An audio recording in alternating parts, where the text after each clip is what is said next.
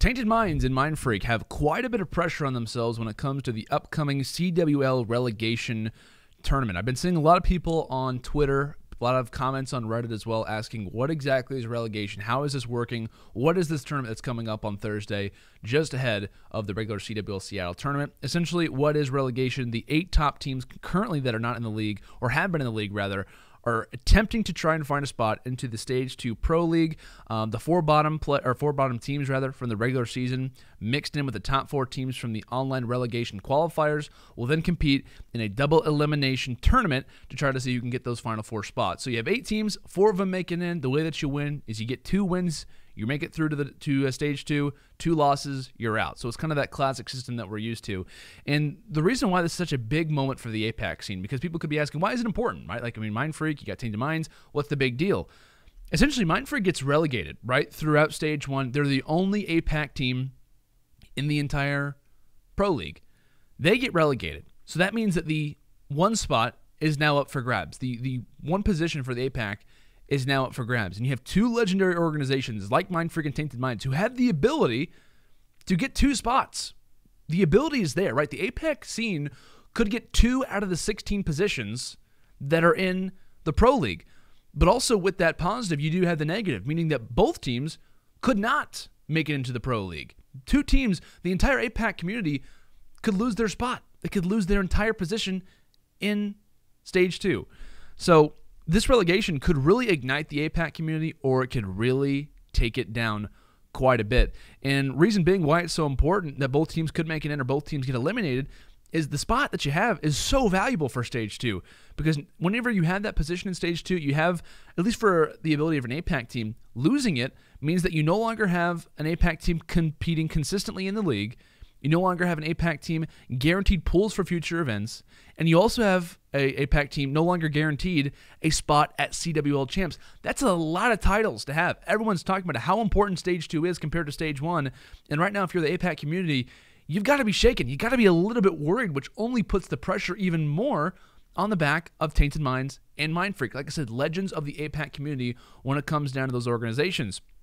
But the price that it takes for APAC teams to travel is incredibly high. This is where I want to transition quickly into the negatives that the APAC community already has, right? Because it's not a thriving scene by any means. It's not a scene that's on the come up right next to North America, right next to Europe. It has been struggling throughout the last few years. And the reason being is the price. The cost of travel is not easy these days. If you just look at a regular plane ticket from anywhere in the United States to Australia/New Zealand, you're paying a pretty penny. You're paying quite a bit of money just to go over there. And for an APAC team who obviously is sending 4 players, you're maybe sending a coach, you have to worry about the cost of the hotel, the cost of the team pass. There's a lot that's being granted for not a whole lot of return, essentially. And I remember this kind of the whole conversation really goes back to a podcast that was done from the guys at Mind Freak. And basically they were kind of outlining and talking the cost as far as travels from Australia to the United States. And outside of the top APAC teams, or the top 3, top 4 teams, it's almost impossible to get any money back from an organization's point of view. And so why find an open bracket team who, based off of history, won't make it through that open bracket, won't make it to pools, and that costs at least twice as much as a regular open bracket team? There is no benefit. There is no reason to send a team where statistically they're not going to make it through, and statistically you're not going to make your money back.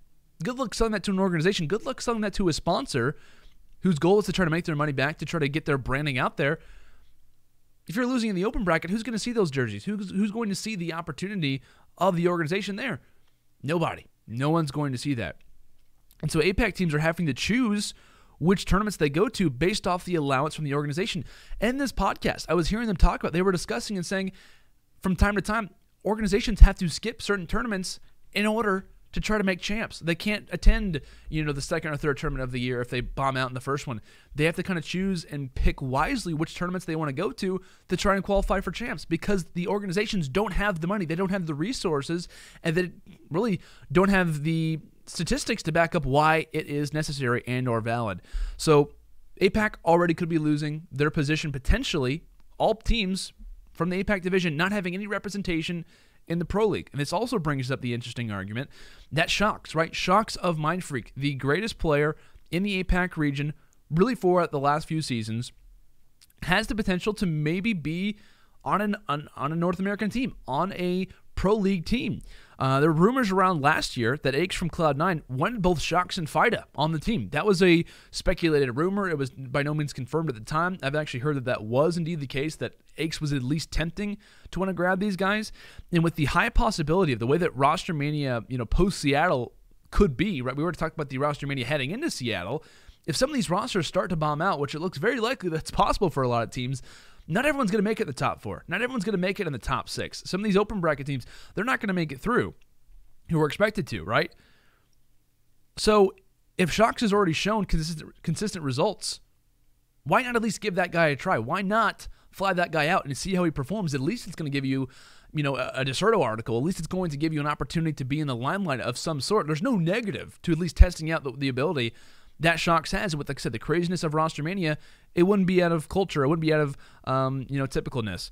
But as far as teams are considered when it comes to Roster Mania, there has been no shortage of interest being shown in international players coming from North America, at least from North American sake, coming into Europe as well, right? We already talked about, at least I've been tweeting out a few times as well, there was 100% a conversation that took place between Envy and Scraps of Unilad. He was apparently talked to. I know with visas and whatnot, it really didn't work out very well. But Envious is already showing the interest in outside talent, international talent. So if Scraps is getting calls, what stops top-level players from the APAC region getting calls as well, especially on a guy like Shox who's already been contacted in the past? So APAC essentially could be losing its league spot and very well its best player in the entire region. So I want to take a quick look here at the bracket to see how likely it is that either Mindfreak and or Tainted Minds could both be making it in, or one could be making it in throughout this tournament. Kind of taking a look, of course, you do have all 8 teams. You win 2, you're in. You lose 2, you are out. Looking at the bracket, though, I think Mindfreak has a solid chance for sure to make it in. That is with a grain of salt, though. I predict them to make it through, but there's so much on the line for APAC. So much pressure, so much kind of going on. Everyone knows how crazy some moments have been in relegation in the past. I mean, we just want to talk about one moment in particular back in Black Ops 3. The 2 4-0 comebacks that occurred in the Black Ops 3 Stage 1 relegation tournament involving Cloud9 Eclipse and involving Team Liquid.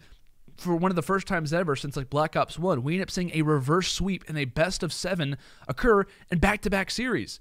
Relegation can be a pretty crazy time. So while it is looking at least fairly likely that a team like Mindfreak could make it through, they're 2 series away. Tainted Minds and Mindfreak are 2 series away from not having one APAC team make it into the Pro League and potentially having their best player no longer being a part of that community. A lot of the line for APAC, and I'm not going to lie, if I was a part of the APAC region, I'm feeling very nervous for my future and for the future of Call of Duty to develop in that region because it's not looking good, and based off this tournament, it could even only get worse.